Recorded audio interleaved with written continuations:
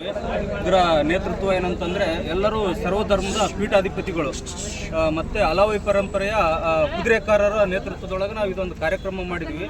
ವಿಷಯ ಏನಂತಂದರೆ ಲೋಕ ಕಲ್ಯಾಣಕ್ಕಾಗಿ, ಲೋಕ ಉದ್ಧಾರಕ್ಕಾಗಿ, ರೈತರಿಗೆ ಒಳಿತನ್ನು ಬಯಸೋದಕ್ಕಾಗಿ, ರೈತರ ಈ ದೇಶದ ಬೆನ್ನೆಲುಬು ಅಂತ ಹೇಳ್ತಾರೆ. ಆ ಬೆನ್ನೆಲುಬಿಗೆ ನಾವು ಒಂದು ಸಾಥ್ ಕೊಡಬೇಕಾಗಿದೆ. ಯಾಕಂತಂದರೆ ಇವತ್ತಿನಲ್ಲೇ ರೈತನಿಗೆ ಮಳೆ ಬೆಳೆ ಕೆಲವೊಂದು ಕಷ್ಟಗಳನ್ನು ಅನುಭವಿಸ್ತಾ ಇದ್ದಾನೆ. ದೇವರ ದಯದಿಂದ ಅವ್ರಿಗೆ ಯಾವುದೋ ಕಷ್ಟಗಳನ್ನು ಮುಂದಿನ ದಿನದಲ್ಲಿ ಬರಬಾರ್ದು ಅನ್ನೋ ಉದ್ದೇಶ ಇಟ್ಕೊಂಡು ನಾವೊಂದು ಕಲ್ಯಾಣದ ಕಾರ್ಯಕ್ಕಾಗಿ ನಾವು ಮಾಡ್ತಾ ಇದ್ದೇವೆ. ಮತ್ತು ಈ ದೇಶದ ಸೈನಿಕರಿಗೂ ಕೂಡ ಒಳ್ಳೆಯದನ್ನು ಆಗಬೇಕಾಗಿದೆ. ಅದನ್ನು ಕೂಡ ನಾವು ಮೌನೇಶ್ವರನ ಹತ್ರ ನಾವು ಸಂಕಲ್ಪ ಮಾಡಬೇಕಾಗಿದೆ.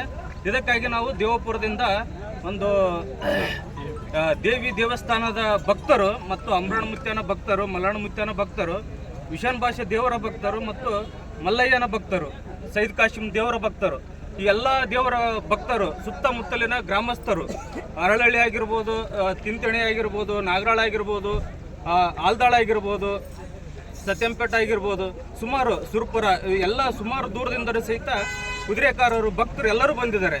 ಎಲ್ಲರೂ ಉದ್ದೇಶ ಒಂದೇ, ಬಂದಿರೋಂಥದ್ದು ಲೋಕ ಕಲ್ಯಾಣ ಆಗಬೇಕಾಗಿದೆ, ರೈತರಿಗೆ ಒಳ್ಳೇದಾಗಬೇಕಾಗಿದೆ, ದೇಶದ ಸೈನಿಕರಿಗೆ ಒಳ್ಳೇದಾಗಬೇಕಾಗಿದೆ.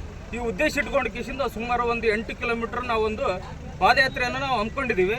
ಈ ಕಾರ್ಯಕ್ರಮದ ಉದ್ದೇಶ ಈ ರೀತಿಯಾಗಿರುತ್ತದೆ. ಎಷ್ಟು ವರ್ಷ ಇದು 3ನೇ ವರ್ಷದ ಪಾದಯಾತ್ರೆ ಆಗಿತ್ತು. ಹೆಸರು ಏನಂತ ನಾಗರಾಜ್ ಮುತ್ಯ ಅಂತ ಹೇಳ್ರಿ.